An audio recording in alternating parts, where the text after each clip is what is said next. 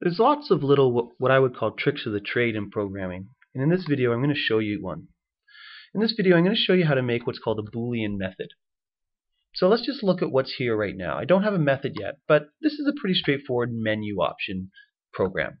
So when I run this, I have a variable called choice, which is initialized to W, and I have to initialize it to something that I don't want it to be, otherwise it won't enter this while loop.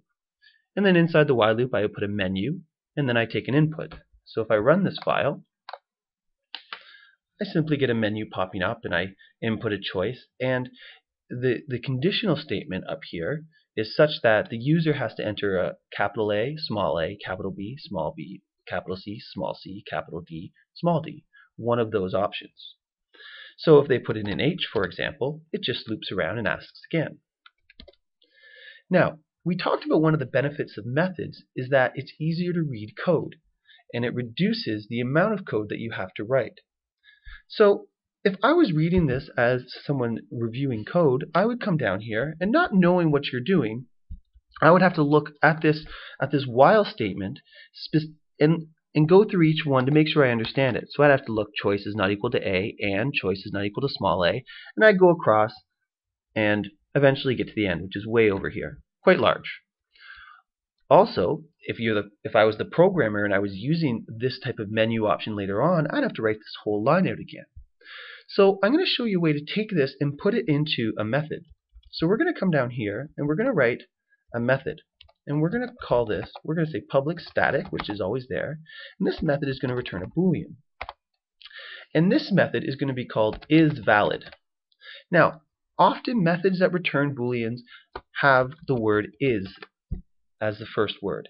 This is, again, a courtesy thing, an etiquette thing. So if I'm reading a program and I see the word is, then I know that it's a Boolean method. So what is this going to take? This is going to take a character, and I'm going to call that parameter C. Now to help me keep track of things, I always like to put at the end the comment, and this is the end is valid. So what I'm going to do now is I'm going to take this entire chunk, this big long condition here, and I'm going to copy it. And then I'm going to come down here, and inside my method I'm going to say if C, if, and I'm going to paste it in here.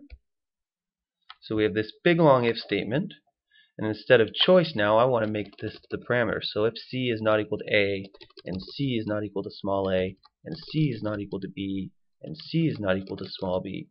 So I'm just going to quickly go through and clean this up a bit.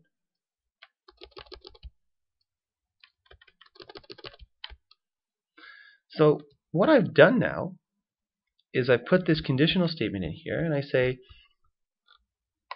if this is not true, so if C is not equal to A and C is not equal to A, small a, and so on, I'm going to return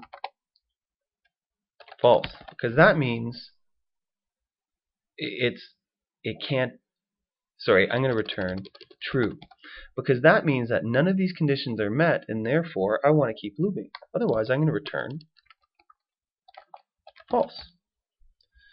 So what happens now is I've taken essentially the condition that would sit inside the while statement and put it in that method.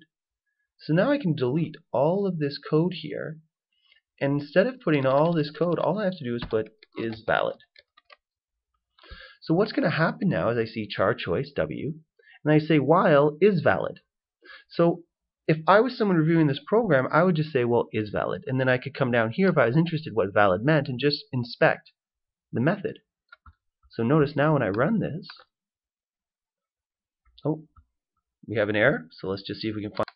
So my error is, remember, this has to take a parameter, an argument. So let's try and run this again. Stop tool, run file. So now it runs just like before. I put a T and it loops. I put a U, it loops. I put an A, and it's done.